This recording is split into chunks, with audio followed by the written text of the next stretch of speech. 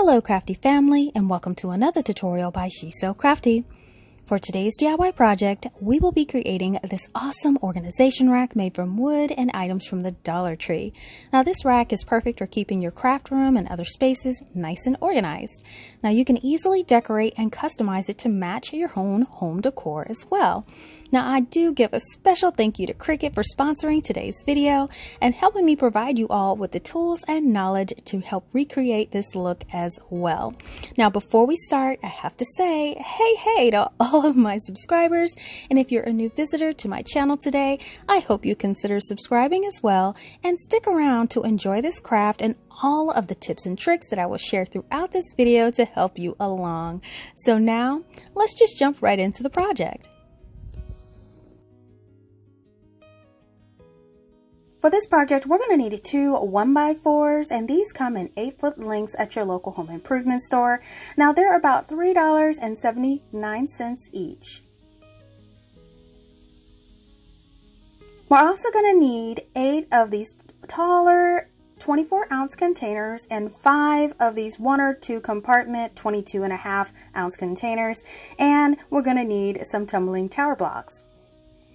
Now the first thing we're going to do is have our wood cut, and we're going to cut 2 pieces at 23 3/4 and 4 pieces cut at 16 inches. So I'm going to lay out my rib mat for guidance, and we are going to start to put our cabinet holder together. So we're going to lay out all 4 of our 16-inch pieces, and we want to tape them to the mat where the tops and bottoms are even. Now the first thing we're going to do is we are going to make a mark at the very top using a straight edge, and I want to make this 1 inch down from the top. And now we're going to go down 4 inches, and we're going to make another line. And then we're going to continue this all the way down the boards until you have 4 sections of 4 inches. So now we can go ahead and remove the tape and remove those 2 end pieces. Now for the 2 center pieces, we are going to flip those over, and we're going to be marking the other side of these. So go ahead and tape those back down to your mat, making sure the tops and bottoms are nice and aligned with the mat. And we are again going to mark a line at the top edge at 1 inch. And this time we are going to go down every 3 inches and mark a line. Now when we finish, there should be 5 lines on the side of your boards. So now we have all of our boards marked, and we can remove all the tape. So the 2 ends, these were the BB outsides, and the 2 centers are the ones in the center. So now we're going to grab our tumbling tower blocks and a straight edge, and what we're going to do is we are going to bond 2 tumbling blocks together using wood glue or wood Gorilla Glue. It's up to you. So add some glue to the end of the tumbling tower block, and then we're going to add glue right underneath that line that we marked. Now we do want to make sure the top of the tumbling tower blocks measures the line that we marked, and the back will protrude just a little bit off the mark. Now here are all 4 into place on one board, and we are going to complete this for all 4 of our boards. So here are the tops of our boards with our tumbling tower blocks all applied on those lines. Now flip those center ones over, and you know we have lines on the back, so go ahead and do the same thing, applying 2 tumbling tower blocks on each line. Now these will be supports for our containers. So now we're going to stand our sides up and our centers up, and we're going to be spacing them. So go ahead and keep your top and bottom of your shelf to the side, and we're going to measure and stand up each one of our pieces. Now the total width should be the 23 3/4 inch of the top, and then now we're going to space the centers nice and even. Now in order to get those centers nice and even, I think the best way is to go ahead and take your containers and slide them right on top of those guides in each one of those compartments, just to make sure they measure evenly. So now you can make any adjustments, and once all your adjustments are made and your bowls are in place, go ahead and tape down each one of your wood pieces to the mat so they don't shift. Now once everything is nice and secure to the mat, we're going to take that top piece and put it right on top. Now if you measure correctly, the top board should be the exact width from the front, the two side pieces. Now I am going to bond that top board to the top of those wood sections with some Surebonder wood stick hot glue, just to temporarily hold it in place and give it an instant bond. And I will be following up with wood screws after this is bonded. Now once the top is nice and bonded, we are going to repeat this to the bottom of the cabinet as well.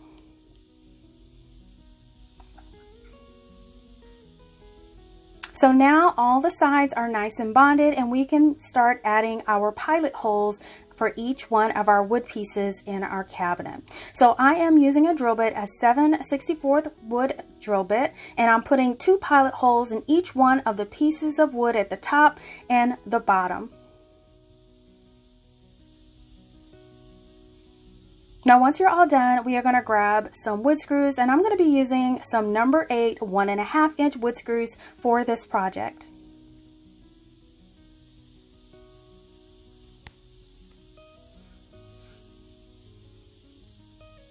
So now all we're going to do is we are going to add each one of our wood screws into each one of our pilot holes. I'm just starting by hand threading it in and then using my drill to apply them. And you want to repeat this all the way around your cabinet until you have 2 screws in each one of the pilot holes on each side of the shelf. Now, if you wanted to put a backing on this, you can go ahead and use some 5-gallon stir sticks, but I wanted my back to be open because it will be backed up to a wall, but that is totally optional.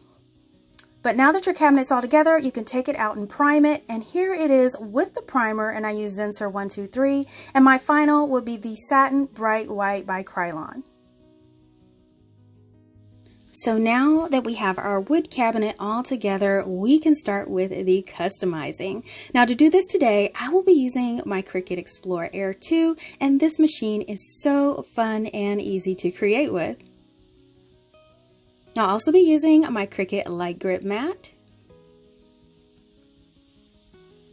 Also, I'll be using an assortment of Cricut tools for weeding and cutting. And I'll also be using this Cricut Permanent Premium Glossy Vinyl for our designs.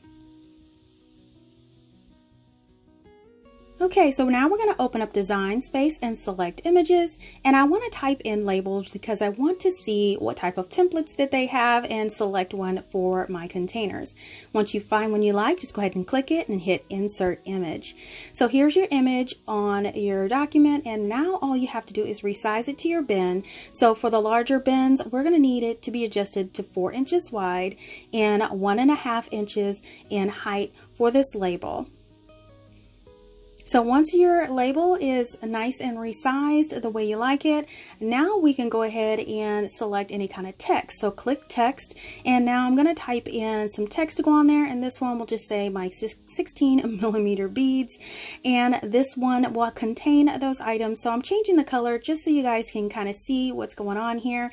I'm just going to center that text on there and maybe adjust some lettering, and this is what it will look like. Now once you have all your lettering and everything, you want to click and drag over them, and you want to attach it all together so it will cut correctly. And to make sure you do this, if you click Make It and look at your mat, if you see those words cut out there, you'll know it'll be cut out in the final project. So now all we're going to do is just go ahead and just start duplicating these labels. We're going to have a total of 8 bins, so I'm going to duplicate this 8 times, just putting my different item names on each one of the tags, and just going ahead and making sure that everything is nice and centered and good to go. So now that we have all 8 regular labels here, we're going to just duplicate that one more time, and what we're going to do is remove the lettering from the 9th label. These labels will now go on the longer flat bins, so we'll have to resize these to 3 inches wide and 1 inch height.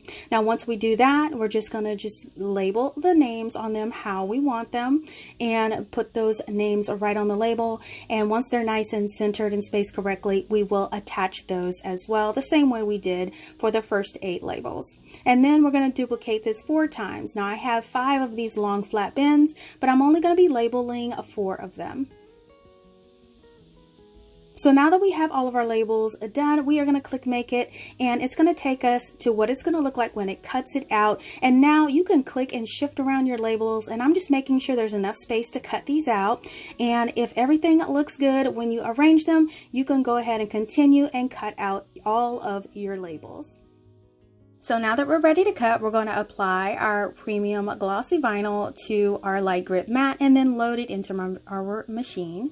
And once we load it, we can go ahead and start the cutting process. Now this is the fun part. I don't know about you, but I am obsessed with watching this machine work. I think it does an amazing job at cutting intricate designs, and I really enjoy everything that comes out of it. Okay, so now that it's done, the machine has now created all of my labels. They're all cut and ready to go.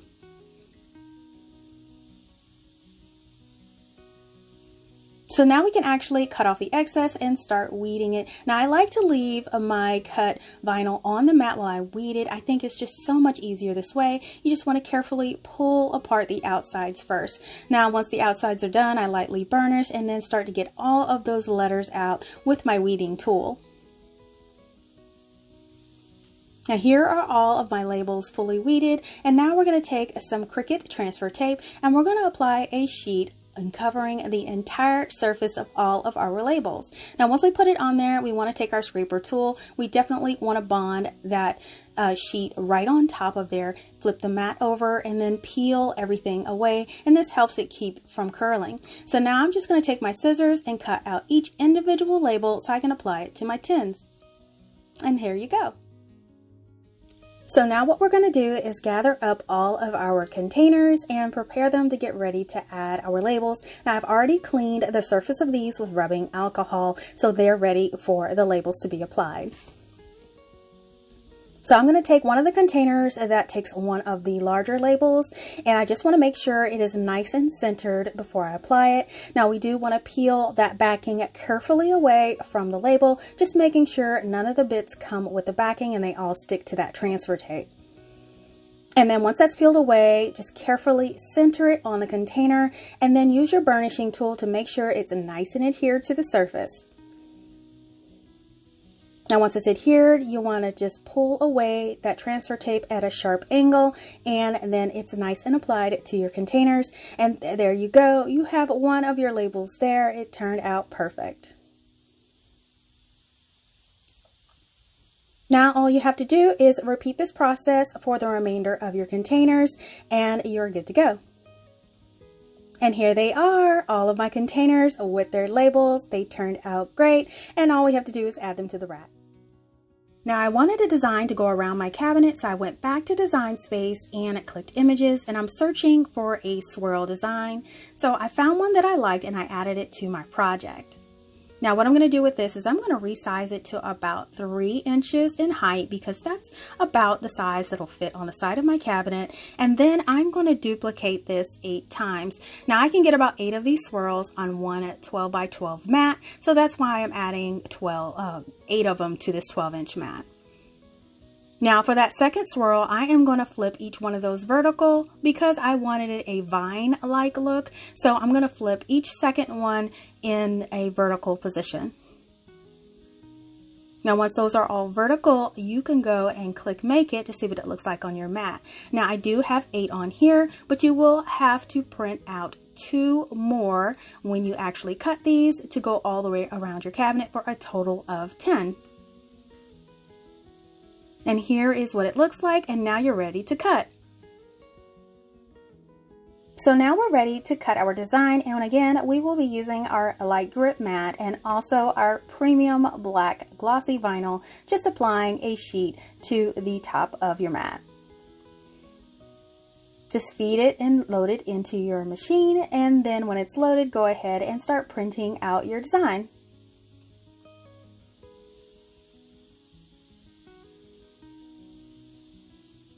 Now once it's done, unload and you can see all of the swirls on the design that transferred over to your mat.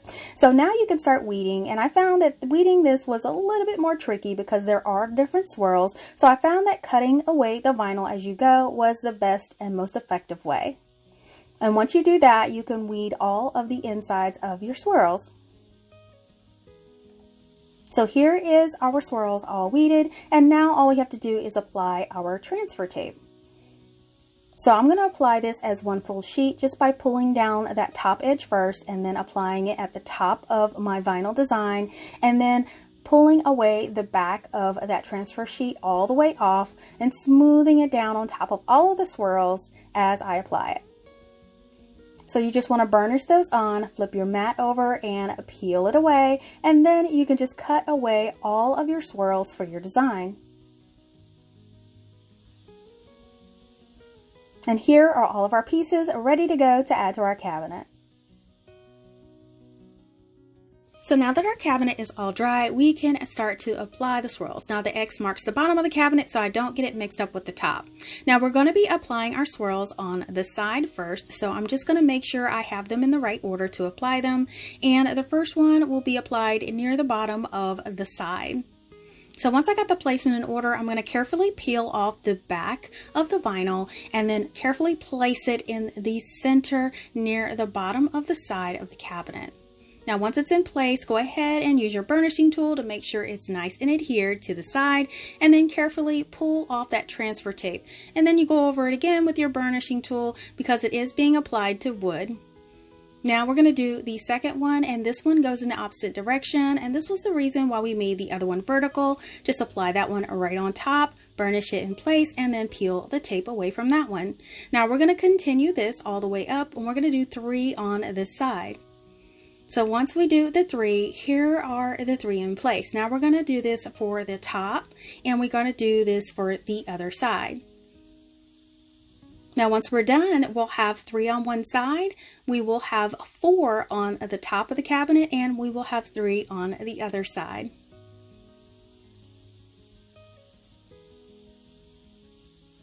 So now what we're doing is taking all of our containers and we're sliding them into the cabinet to see what the finished look will be, and everything fits into place. Now you can use the lids or you could take the lids off. It's all up to you. Now it's time to fill them.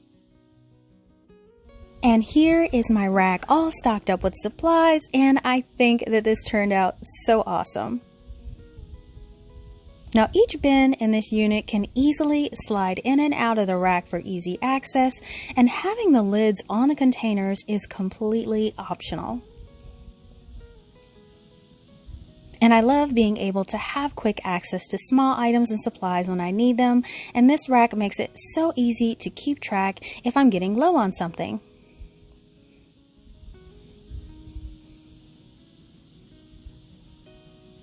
And I added this little extra touch of fancy. I love this beautiful swirl made with my Cricut machine, and it added just that little element to make it look elegant.